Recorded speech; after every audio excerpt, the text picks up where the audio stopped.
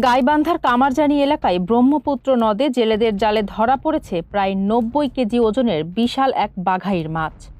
২০ March শুক্রবার ভোরে মাছটি ধরা পড়ার পর এলাকায় চাঞ্চল্যের সৃষ্টি হয়।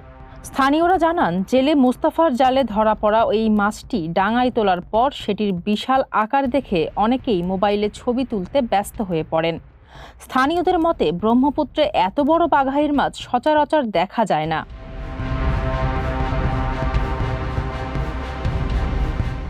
পরে মাছটি বিক্রির জন্য বাজারে নেওয়া হলে মৎস্য ব্যবসায়ী সবুজ মিয়া ১ লাখ টাকায় সেটি কিনে নেন। তিনি মাছটি কেটে প্রতি কেজি ১১০০ টাকা দরে খুচরা বিক্রি করেন।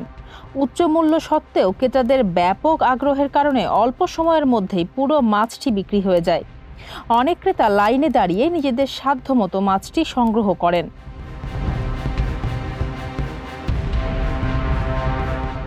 জেলেদের দাবি, নদীতে বড় মাছের এই উপস্থিতি তাদের পেশায় নতুন আশার আলো দেখাচ্ছে। বড় মাছ পাওয়ার এই ধারাবাহিকতা বজায় থাকলে ভবিষ্যতে তাদের জীবিকার মান আরও উন্নত হবে বলে তারা আশা প্রকাশ করেন। ফারজানা হাসিন, মানবকণ্ঠ।